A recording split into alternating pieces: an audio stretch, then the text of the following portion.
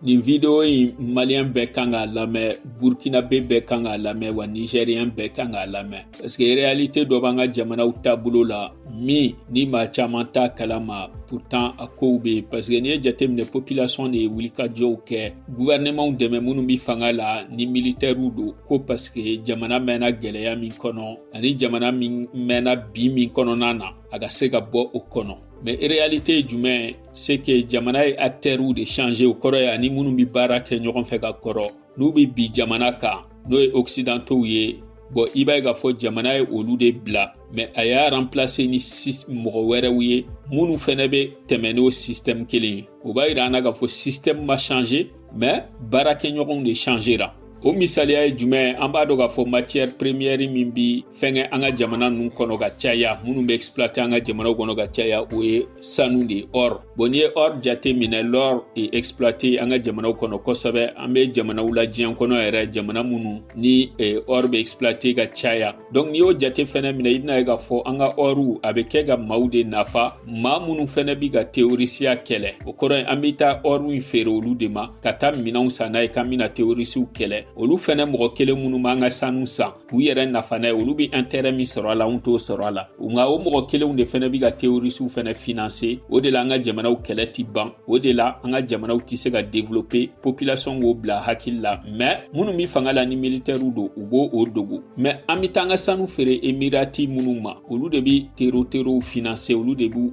jɔ u kɔrɔ, wa olu ka intérêt de fɛnɛ jamana kana se ka tila ni mɔgɔw la. Parce que n'a tilara ni mɔgɔ ninnu na, olu ka intérêt caman bɛ a bɛ bi. Parce que imagine an ka se ka an ka sanu exploiter n'an yɛrɛ ye, an mago tɛna jɔ olu la, olu fɛnɛ ka intérêt ye ka taa an ka sanu san état brut mun na, ka taa transformer ka waribaw sɔrɔ a la, olu fɛnɛ tɛna se k'o kɛ bilen. Donc n'i y'o jamanaw jateminɛ, u bɛ ka dankari an ka jamana la. N'i ye asiatiques fɛnɛ jateminɛ, u bɛ ka na exploitation nation minnu kɛ, ala don o don dɔ ka foro bɛ minɛ a la, ala don o don dɔ ka dugumakolo bɛ minɛ a la, sans compter le fait que a bɛna ni bana juguw ni ye jamana kɔnɔna na, baw a bɛ pollution caman fɛnɛ créer, minnu se t'an ye k'u furakɛ, o fɛnɛ bɛ caya an ka territoire sanfɛla la. Mais an nana ye k'a fɔ minnu bɛ fanga la, u ti jamana kɛlɛ ko parce que i bɛ ka tiɲɛni kɛ jamana kɔnɔ, u b'i kɛlɛ de ko parce que i tɛ fɛ olu ka fanga ka sinsin, i tɛ fɛ olu ka to fanga la. O la an ye Faransi kɛlɛ ni condition kelen pewu de, k'a bɛ terrorists financer, a b'u dɛmɛ an ka jamana kan. Mais ni jamana minnu n'an bɛ ka collaborer n'u ye, n'o ye Emiratiw ye, o mɔgɔ kelenw fɛnɛ bɛ k'o baara kelen kɛ, mais seulement n'olu bɛ ka business kɛ ɲɔgɔn fɛ, an bɛ ka taa an ka matière première feere olu ma. Donc i b'a ye k'a fɔ an bɛ ka Algérie fɛnɛ kɛlɛ ni o cause kelen de ye. Nka i bɛ taa jateminɛ k'a fɔ, o b'a yira an na k'a fɔ ko ni Algérie kun sɔnna ka business nation dɔ kɛ n'an ye, ni gouvernement ka nafa kun bɛ business min na, u kun b'u ɲɛ tugu fɛn caman kan. N'a ye jateminɛ tubabu minnu ni Emiratiw bɛ collaborer n'u bɛ kɛlɛkɛminɛnw feere u ma, o mɔgɔ kelenw de y'a fɔ u ka enquête n'u ka fɛngɛ bɛɛ la k'a yira k'a fɔ ko Emirati bɛ kɛlɛminɛn minnu san u bolo, u bɛ tila ka taa kɛ ka terrorists de financer Sahel jamanaw kan. Ka mun na an ka jamanaw bɛ obligé ka collaborer n'u ye, f'u k'o tiɲɛ de fɔ jamanadenw ye. Parce que i b'a ye k'a fɔ système de financement international bɛɛ tigɛlen don an ka jamanaw la. Banque mondiale ni FMI ni a aide de développement ninnu bɛɛ tigɛlen don an na. Donc walasa an ka jamanaw ka se ka liquidité dɔ sɔrɔ, ka a tɛ se ka kɛ ka développement kɛ quoi, mais ka se ka fonctionnaires financer n'a ye, gouvernement yɛrɛ k'a ka sara n'a ka nécessité bɔ a la. Donc f'u ka sɔn maaw de ka condition ma, maa minnu t'an ka jamana ka hɛrɛ fɛ. Bawo ni wari kun don min bɛ ka jamana nafa, i n'a fɔ gouvernement bɛ k'a fɔ cogo min na k'a fɔ ko ressources yɛrɛ an ka jamana la, tubabuw b'o nɔfɛ. Effectivement u b'a nɔfɛ, mais n'a wari kun bɛ jamana nafa, o wari kun bɛ se ka kɛ ka courant ko ɲɛnabɔ k'a sɔrɔ an ma mugan minɛ mɔgɔw la,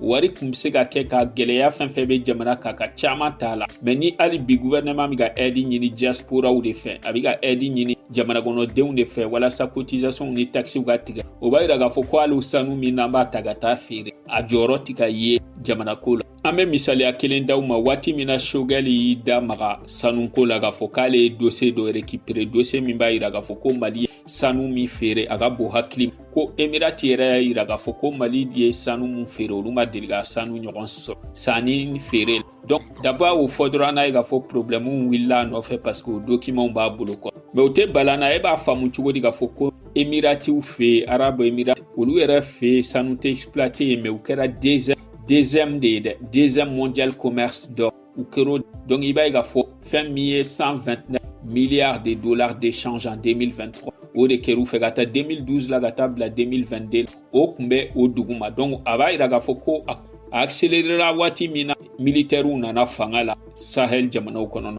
Donc an b'a dɔn k'a fɔ hali kɔsani na Dubai responsable dɔ minɛna Mali la u obligera ka miliyɔn caman de sara binganikɛla mɔgɔw ye walasa a ka se ka libérer cogoya min. Munna? Parce que o jamanaw ye système dɔ de bila sen na, système min b'a to an bɛ se ka taa sanu feere k'a sɔrɔ a ma tɛmɛ ni international ka bolo. Donc a kun tɛ kɛ baasi ye mun n'i y'a sɔrɔ an bɛ ka feere jamana minnu u b'an ka jamana ka hɛrɛ yɛrɛ fɛ, u bɛ k'an ka jamana dɛmɛ tiɲɛ yɛrɛ, k'an bɛ ka feere jamanaw de ma, jamana minnu t'i fɛ an ka bɔ gɛlɛya in kɔnɔ. Parce que tant qu'an bɛ gɛlɛya in kɔnɔ olu fana ka intérêt bi sɔrɔ o de la.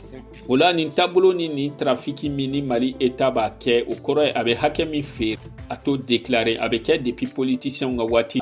Mais maaw y'u jigi da kan k'a fɔ ko militaires nali changement bɛna don ko caman na, mais an n'a ye k'a fɔ u bɛ ka tɛmɛ n'o système kelen. N'an ye jateminɛ 2019 la, 2019 Mali ye arabu jamanaw la Mali ye 81 tonnes d'or de exporté ka taa jamanaw. Mais Mali ye min déclaré o ye 0,5 tonnes d'or dɔrɔn. I bɛna ye k'a fɔ a multiplication yɛrɛ tɛ se ka tellement que an bɛ min déclaré ani an bɛ min importé a ka. Donc depuis coup d'état kɛra n'i ye jateminɛ Mali la 2020 ni 2020, Guinée 2021, Burkina Faso 2022, Niger 2023, i bɛna ye k'a fɔ a fanga bonyana, an ka sanu feeretaw fanga bonyana jamanaw. En échange an ka jamanaw ye mun sɔrɔ u nana ka na blindé dɔw livrer an ka jamanaw ma 2023 kɔnɔna na grâce à ça.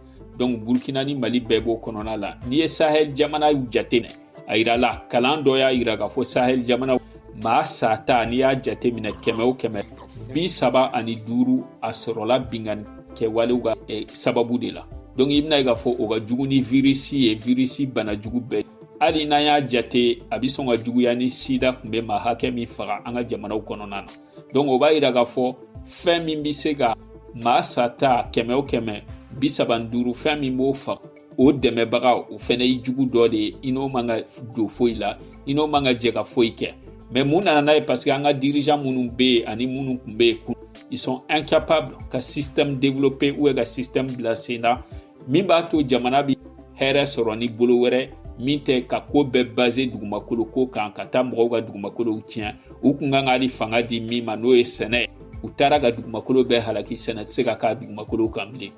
Nka kabako yɛrɛ mun ye sisan i bɛna ye k'a fɔ min yɛrɛ kɛra ko in na kabako ye o de ye anw bɛ ka sanu ta ka taa feere minnu ma. Binganikɛla wale minnu b'an ka dugumakolo kan olu fana bɛ k'an ka sanu suɲɛ, u bɛ taa dugumakolo yɔrɔ dɔw la ka sanu exploiter ka taa feere o mɔgɔ kelenw de ma. O mɔgɔ kelenw ma ban k'u ka sanu sago parce que a y'a suɲɛ jamana kɔnɔ illégalement.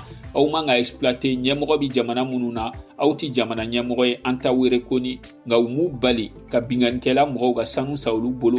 An ka gouvernement minnu bɛ fanga la ka tila ka sanu sa olu fana bolo. I b'a ye k'a fɔ terow bɛ quasiment maa hakɛ min employé n'u b'u sara kalo kɔnɔ $150 ninnu na walasa u ka taa sanu bɔ ka na d'olu ma, olu fana bɛ taa feere suraka jamana ninnu ma kun ci t'a ban. Bibi na ala ni Sahel jamana sababu la Dubai a yirala k'a fɔ jamana 180 de bɛ Dubai minnu ka baara bɛnnen bɛ sanu baara ma tellement que sanu bɛ ka don u ka jamana kɔnɔ bi. Sanu min tɛ exploiter u yɛrɛ ka jamana kɔnɔ n'a sababu bi bɔ anw na. Munna entreprise ma se ka créer anw yɛrɛ fɛ minnu b'o baaraw kɛ ka nafa ba la don jamana kɔnɔ, nafa min bɛ se ka éducation ni santé u financer. Nka i bɛna ye k'a fɔ o trafic d'or min bɛ a siège ye Mali de, o kɔrɔ ye jamana caman ka sanu bɛ bɔ ni Mali de Afrique ka sɔrɔ ka taa Dubai parce que u kɛlen bɛ ka Mali de kɛ a tête ye. Le fait que Mali ka exploitation cɛ ka jugu ka tɛmɛ jamana bɛɛ kan. Sierra Leone ta bɛ taa, Burkina taw bɛ tɛmɛ ni Mali ye, hali caman bɛ bɔ ni Sénégal yɔrɔ dɔw ye minnu bɛ tɛmɛ ni Bamako ye. Sans compter que groupe armé minnu b'an ka jamana la ni jamana wɛrɛw ka mɔgɔw don. O mercenaires bɛɛ bi financer ni o sanu kelen de ye. Mais an bɛ se ka continuer tan cogo di? Sanu bi bɔ ka don jamana wɛrɛw da fɛ nin cogo la, a nafa ba tɛ ka ye jamana ko la. Hali bi an bɛ ka continuer ka jamana économie bɛɛ bɛn exploitation aurifère ma.